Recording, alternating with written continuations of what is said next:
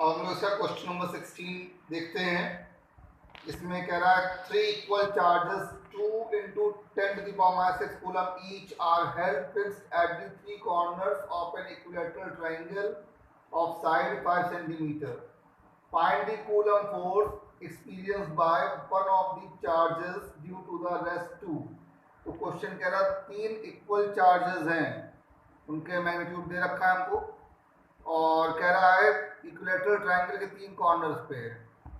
तो किसी एक चार्ज पर बचे हुए 2 चार्जेस की वजह से जो फोर्स है वो हमें निकालना है, मतलब रिजल्टेंट फोर्स निकालना है किसी एक चार्ज पे।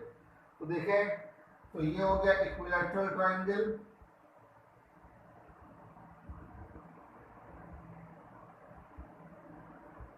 तो इस पे चार्ज है 2 into 10 to the power minus 6 coulomb.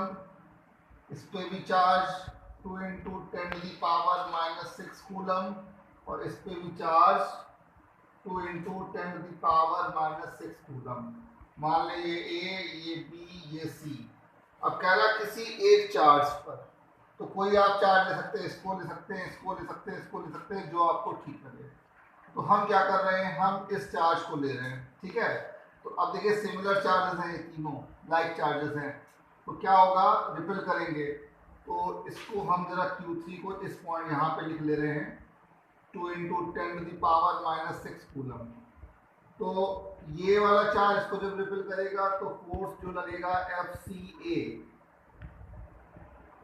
इस डायरेक्शन में, और ये चार्ज इसको जब रिपेल करेगा तो ये फोर्स रिपल्सिव फोर्स इसी लाइन के अलोंग, कौन सी लाइन, BC लाइन के अलोंग इधर लगेगा। ये हो गया FCB। अब आप देखिए इक्विलैटरल ट्रायंगल क्वेश्चन बोल रहा है, आपको साइड्स दे रखा है 5 सेंटीमीटर, मीटर में कन्वर्ट कर लेंगे आप, ये भी आर, ये भी आर। अब अगर FCA हम निकालें तो FCA क्या आएगा, 9 into 10 to the power 9 mod लेंगे 2 into 10 to the power minus 6 into 2 into 10 to the power minus 6 divided by 0.05 whole square. Direction हमने यहाँ पे आपको दिखाई हुई है। FCB की वैल्यू भी FCA के इक्वल ही आएगी, डायरेक्शन लेकिन अलग है, चेंज है। तो अब आप क्या देख रहे हो, दोनों फोर्सेस के मैग्नीट्यूड सेम है। अब हमें इनका रिजल्टेंट निकालना है। फोर्स कैसी क्वांटिटी है, वेक्टर क्वांटिटी। रिजल्टेंट किससे निकलेगा, लॉ ऑफ वेक्टर एडिशन से निकलेगा, लॉ ऑफ पैरेललोग्राम से निकलेगा। तो अब आप देखो ये एंगल कितना हुआ, ये एंगल हो गया 60 डिग्री। भाई 60 60 60 तो ये भी 60 हुआ। तो जब दो वेक्टर सेम मैग्नीट्यूड के होते हैं तो आपको क्लास 11th में पढ़ाया गया है, रिजल्टेंट होता है 2p cos अल्फा बाई 2। तो p की प्लेस पर FCA FCB को ही रख दीजिए, तो ये वैल्यू आ जाएगी यहाँ पे FCB, और इनके बीच में एंगल कितना 60, तो अल्फा की प्लेस पे 60 आ गया। तो ये क्या बन गया, 2FCB cos 30 डिग्री। अब इसको आप सिंप्लीफाई कर लेंगे, FCB यहाँ से कैलकुलेट कर लिया, cos 30 डिग्री आपको वैल्यू पता है √3/2 होती है, सिंप्लीफाई करेंगे आंसर मिल जाएगा। और रिजल्टेंट की अगर डायरेक्शन बताएं तो उसी में ही आपको पढ़ाया गया था, अगर दो फोर्सेस दो वेक्टर सेम मैग्नीट्यूड के होते हैं तो रिजल्टेंट ऐसे आप देते हो, और जो इनका रिजल्टेंट होता है वो इनके बीच के एंगल को बाइसेक्ट करता है, मतलब वो रिजल्टेंट कहाँ से गुजरेगा, इनके एंगल बाइसेक्टर से गुजरेगा। तो ये रिजल्टेंट हो जाएगा। इसको आप आर लिखना चाहें आर लिखें, एफ लिखना चाहें एफ लिखें, वो आपका है। तो ये 60 यानी ये 30 डिग्री और ये भी 30 डिग्री, ठीक है। ये आपका क्वेश्चन नंबर 16 हो गया। अब हम लोग क्वेश्चन नंबर 17 देख लें, तो इसको सिंप्लीफाई आप लोग कर लेंगे। तो क्वेश्चन नंबर 17 में क्या कह रहा है, कह रहा है 4 इक्वल चार्जेस हो गए। चार्ज वही दिया जो इस क्वेश्चन में दिया, 2 into 10 की पावर -6 कूलम, और क्वेश्चन कह रहा है कि आपकी ये चार्जेस स्क्वायर के कॉर्नर पे रखे हैं, ठीक है, और स्क्वायर की जो साइड दी है, एक साइड की लेंथ 5 सेंटीमीटर दी है। तो अब क्या होगा,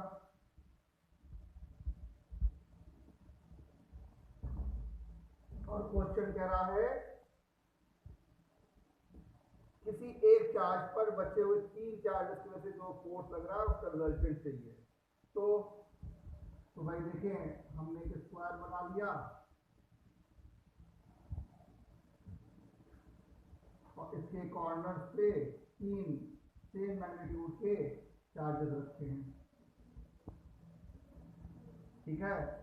तो अब किसी एक पे हमको निकालना है, मान लीजिए हमने इसको ले लिया, कंसिडर कर लिया, ये मान लेते हैं ए बी सी डी, तो सब पे सेम चार्ज है, तो यानी यहाँ पे जो चार्ज होगा वो इससे क्या होगा, रिपेल होगा। तो एफ सी बी की डायरेक्शन ये हो गई। यहाँ पे जो डी पे चार्ज रखेंगे हम इसको क्यू लिख दे रहे हैं,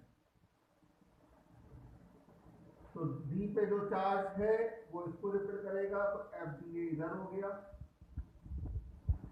सॉरी एफ सी बी इधर हो गया, एफ सी बी, ठीक है। और ऐसे ये चार्ज जो रखा है यहाँ पर वो इस चार्ज को रिपेल करेगा, और किस डायरेक्शन में रिपेल करेगा, इस डायरेक्शन में रिपेल करेगा। ये आपका हो गया एफ सी ए। अब यहाँ पर क्या देख रहे हैं, 3 फोर्सेस हो गए, 3 वेक्टर्स हो गए, और लॉ ऑफ एक्सटेंशन हम लोगों ने जो लॉ ऑफ पैरेललोग्राम पढ़ा वो 2 वेक्टर्स के लिए पढ़ा है। तो क्या करें, पहले इन तीन में कोई 2 वेक्टर ले लें। तो कौन से 2 वेक्टर ले लें, हम एफ सी डी और एफ सी बी ले लें, ज़्यादा बेटर रहेगा, कैलकुलेशन ईजी हो जाएगी।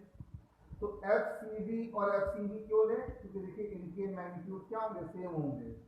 एफ सी डी और एफ सी बी के मैग्नीट्यूड सेम आएंगे, 9 × 10⁻⁹, और इन्होंने q की वैल्यू 2 × 10⁻⁶ दे रखी, तो 2 × 10⁻⁶ इंटू 2 स्क्वायर कर देते हैं, और डिस्टेंस ये 5 सेंटीमीटर की साइड दे रखी, तो 0.05 का होल स्क्वायर, ठीक है।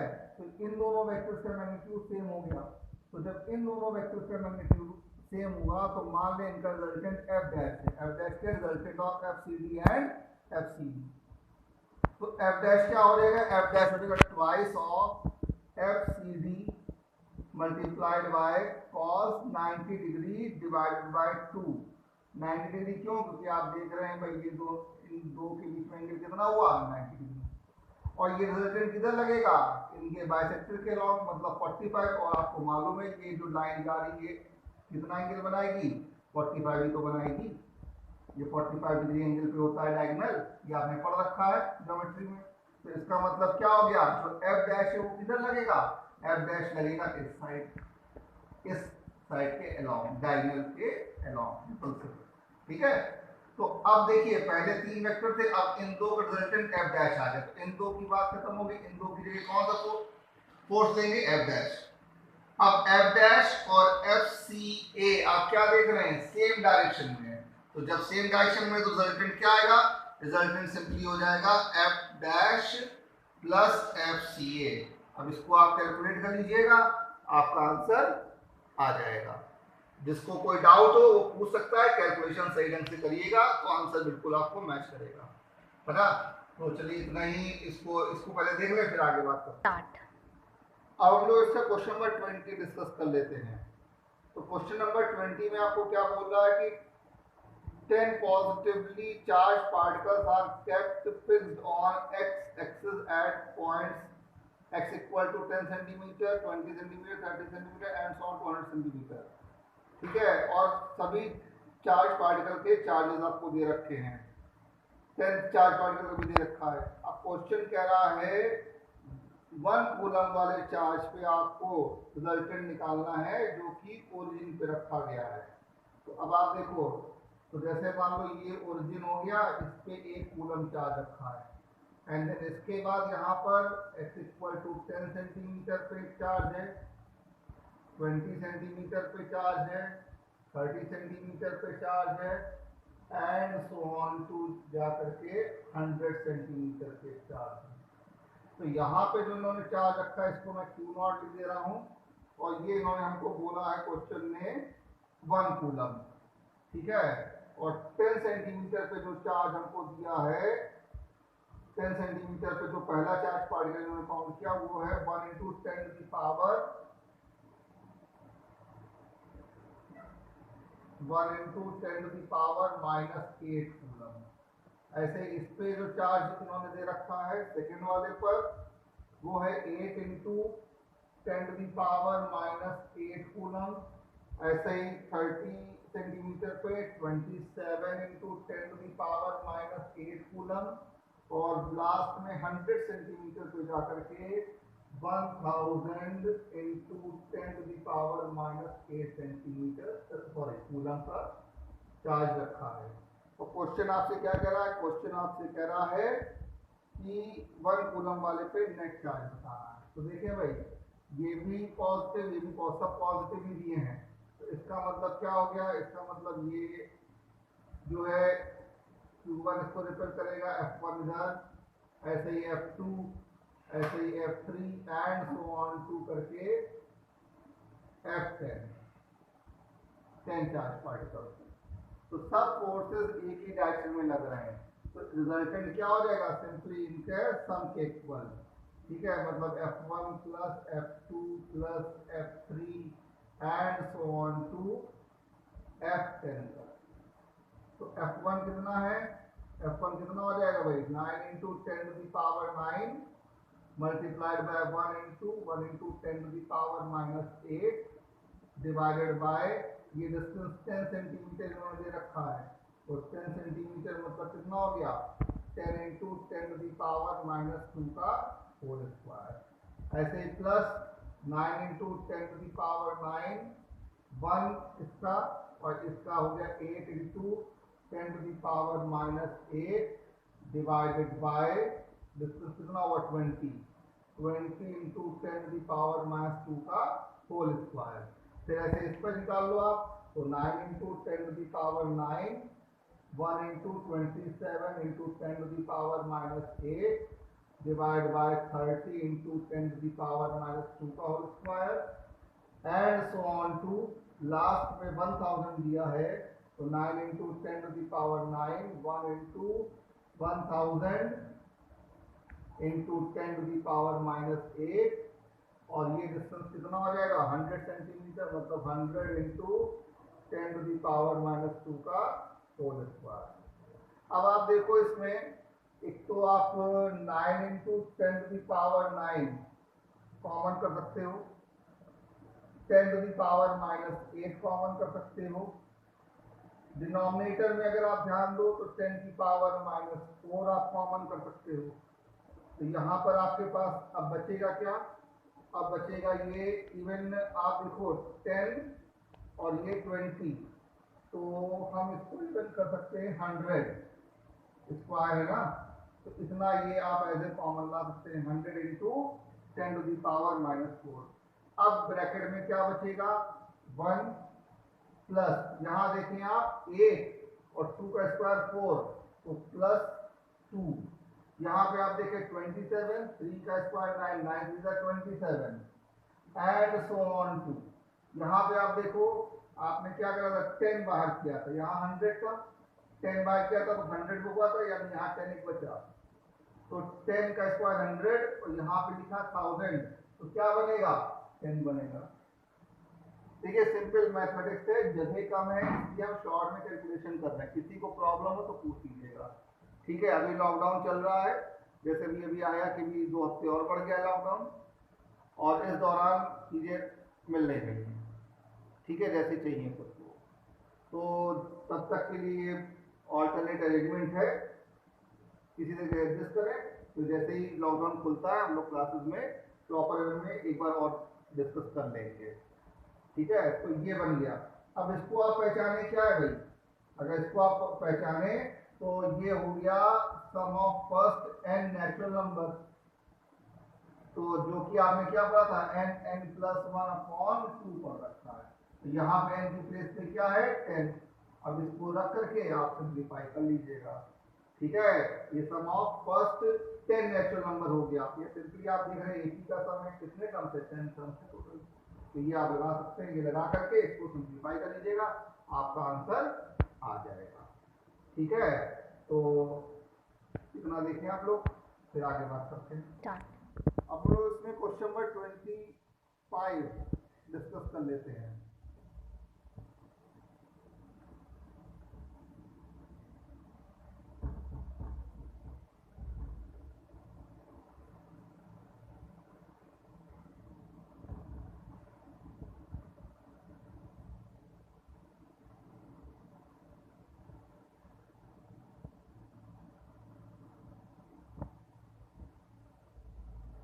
तो क्वेश्चन नंबर 25 में कह रहा, two identical pitch balls each carrying a charge small q are suspended from a common point by two strings of equal length small l.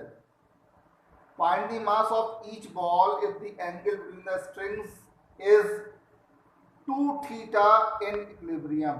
Question कह रहा है दो आइडेंटिकल पिच बॉल्स हैं, दोनों पे चार्ज q है, वो एक कॉमन पॉइंट से स्ट्रिंग के द्वारा, स्ट्रिंग्स की मदद से सस्पेंडेड है, लटकाई गई हैं, और दोनों स्ट्रिंग की लेंथ स्मॉल एल है। कह रहा हर एक बॉल का आइडेंटिकल बॉल है तो मास सेम होंगे दोनों पर, तो किसी एक बॉल का मास आपको निकालना है, और उसमें कंडीशन दी है कि इक्विलिब्रियम कंडीशन में उनके बीच में एंगल 2 थीटा बन रहा है। तो देखिए क्या करेंगे, तो जैसे मान लेते हैं ये कॉमन पॉइंट है, यहाँ पे ये कॉमन पॉइंट मान लेते हैं, तो जब सिमिलर चार्जेस हैं तो क्या होगा, रिपल्शन होगा। तो मान लेते हैं वो इस कंडीशन में, सॉरी पॉइंट यहाँ पे हो गया है, तो इस कंडीशन में ये इक्विलिब्रियम कंडीशन में, यहाँ पर इक्विलिब्रियम कंडीशन में है, और यहाँ पे क्वेश्चन में बोला है कि इनके बीच का एंगल 2 थीटा है, ठीक है। और हाँ, ये डिस्टेंस इन्होंने क्वेश्चन में इसमें हमको नहीं दे रखा है, तो जैसे मान लेते हैं ये डिस्टेंस इन दो बॉल्स के बीच का जो डिस्टेंस है उसको हम r सपोज कर ले रहे हैं, ठीक है। तो अब देखो आप, ये लेंथ सेम है, ठीक है। तो इस तरीके से आइसोसेलेस ट्रायंगल हो गया। तो ये एंगल पूरा 2 थीटा दिया, तो ये इतना थीटा, ये थीटा है कि नहीं। अब अगर हम फोर्स सोचें, क्या क्या फोर्स लग रहे हैं, फोर्सेस पे ध्यान दें, तो क्या क्या फोर्सेस लगेंगे। एक तो आप तुरंत बोलेंगे कूलम्बियन फोर्स ऑफ रिपल्शन लग रहा है, बिल्कुल ठीक, ये कूलम्ब फोर्स लग रहा है F। ऐसे इस पे भी F रिपल्सिव फोर्स इधर लग रहा है। और कौन सा फोर्स लग रहा है, मास दिया क्वेश्चन ने, यानी इनके वेट, तो इसका वेट वर्टिकली डाउनवर्ड mg, ऐसे इसका वेट mg वर्टिकली डाउनवर्ड। अब कौन सा रह गया, अब इसके बाद कौन सा रह गया, अब रह गया स्ट्रिंग है, तो टेंशन फोर्स। तो टेंशन कैसे लगेगी, इस तरह से, मान लो इधर T1 है, इधर T2, बोलिए ठीक है। अब क्या करो आप, अब इक्विलिब्रियम कंडीशन कह रहा हो, तो अगर हम यहाँ ध्यान से देखें, इस लाइन को थोड़ा सा एक्सटेंड कर दें, ये एंगल थीटा, तो अगर हम T2 को रिजॉल्व करें तो ये कंपोनेंट आपका क्या आ जाएगा, ये हो जाएगा T2 cos थीटा, और ये कंपोनेंट क्या हो जाएगा, T2 sin थीटा। तो इक्विलिब्रियम में है, यानी upward forces equal to downward forces, left hand side force equal to right hand side force, किसी भी एक चार्ज पे। सेम कंडीशन यहाँ पे भी बनेगी, भाई ये थीटा एंगल, तो ये थीटा, तो एक कंपोनेंट ये हो गया, ये हो गया इसका T1 cos थीटा, और इधर हो गया T1 sin थीटा, ठीक है। तो अब आप किसी को, चाहे इस चार्ज को या इस चार्ज को, जिसको इजी लगे वो लेके कर सकते हैं आप। तो भाई इक्विलिब्रियम कंडीशन क्या बनेगी, एक तो बनेगा T2 sin theta equal to F, और दूसरी कंडीशन क्या आएगी, T2 cos theta equals to mg, ये बनेगा। तो अब ये इक्वेशन 1 हो गई और ये इक्वेशन 2 हो गई आपकी, ठीक है। तो 2 डिवाइड बाय 1 कर देते हैं या 1 डिवाइड बाय 2 कर दें, जो आपको ठीक लगे। 2 डिवाइड बाय 1 करेंगे हम तो क्या बनेगा भाई, cos theta upon sine theta left hand side mg upon f। तो यहां से m की वैल्यू क्या बनेगी, m की वैल्यू फिर किस बन जाएगी, f cot theta divided by g, cot theta जो cos अपॉन साइन, तो f इंटू cot थीटा। अब रह गया f, चलिए इसको इक्वेशन 3 कर लेते हैं, ठीक है। अब हम क्या कर रहे हैं, इसको रब कर देते हैं, यहाँ पे जगह कम है, तो अब हम लोग f कैलकुलेट कर लेते हैं। तो यहाँ तक आप लोग देख रहे हैं भाई, हमने T2 था, ये T1। अच्छा अब आप एक चीज और देख लो, यहाँ पर अगर यही चीज हम यहाँ लगाते, इस वाले चार्ज पे अगर हम अप्लाई करते, तो f इक्वल टू क्या बनता, T1 साइन थीटा। तो इसको और इसको अगर हम देखें तो एक कंक्लूजन ये निकल आएगा यहाँ से, T1 इक्वल टू T2। इसीलिए कई बुक्स, कई जगह कुछ टीचर इसमें T1 इक्वल टू T2 पहले से कर देते हैं, लेकिन हमने आपको शो कर दिया कैसे, ठीक है। अब आप देखें, अब f की वैल्यू निकालना है, तो f की वैल्यू निकालें तो f कैसे निकलेगा, कूलम लॉ से निकलेगा। तो f भाई क्या हो जाएगा, f हो जाएगा 1 अपॉन 4 पाई एप्सिलॉन नॉट, इस पे भी चार्ज q, इस पे भी चार्ज q, तो ये कितना हो गया, q square, q into q square और अपॉन r स्क्वायर। अब यहां पर हमको ये इक्वेशन 4 कर लें। अब यहाँ r आ रहा है, तो क्वेश्चन ने हमको r नहीं दिया है। क्वेश्चन ने अगर आप देखें तो क्वेश्चन ने आपको क्या दे रखा है, क्वेश्चन ने आपको q, l और थीटा दे रखा है, यानी इन्हीं के टर्म में हमको आपको आंसर देना होगा। तो अब हमें करना क्या है, हमको r की वैल्यू को l और थीटा के टर्म में फाइंड करना होगा। तो इसके लिए क्या करें, तो इसके लिए देखें, अब सिंपल आपको मैथ लगानी है। तो भाई सीधे सीधे ये l आप देख रहे हैं एंगल से, तो ये डिस्टेंस कितना हो जाएगा, r/2। तो अगर अब आप r और इसमें रिलेशन बनाएं, चाहे आप ये ट्राइंगल ले लो, चाहे ये, अब इसको हाँ ट्राइंगल मान लीजिए, ये पॉइंट O हो गया, ये A, ये पॉइंट B, इस पॉइंट को आप C लिखना चाहो C लिखो। तो अब ये ट्राइंगल आप AOC लें या BOC लें, वो आपके ऊपर है। तो ट्राइंगल AOC अगर हम देखें, तो ट्राइंगल AOC में एंगल के सामने वाली साइड परपेंडिकुलर, ये बेस या हाइपोटेन्यूज, तो इनमें क्या रिलेशन आया, perpendicular r/2 divided by l, this is equals to sine theta, है कि नहीं, बताएं भाई। Angle side perpendicular p upon h sine theta, तो r/2 अपॉन l, यानी यहां से r की वैल्यू क्या आ गई, r की वैल्यू आ गई 2l साइन थीटा। अब ये जो r की वैल्यू आई है, इसको आप इसमें रख दो, एंड देन f जो आएगा, अब इस f को आप रख देंगे इक्वेशन नंबर 3 में और उसको सिंप्लीफाई कर लीजिएगा, आपके पास आंसर आ जाएगा। ठीक है, कैलकुलेशन है, सिंपल सी कैलकुलेशन है, करके देखिएगा, आएगा। इन केस अगर नहीं आता है तो पूछ लीजिएगा, व्हाट्सएप पे अपनी क्वारी पोस्ट कर दीजिएगा। ठीक है, तो अभी इतने न्यूमेरिकल देखें, अब इसके आगे के न्यूमेरिकल पहले आप यहाँ तक कंप्लीट कर लें, तब इसके आगे के न्यूमेरिकल डिस्कस करेंगे। ठीक है, तो यहीं पे हम क्लास कंक्लूड करते हैं। Thank you.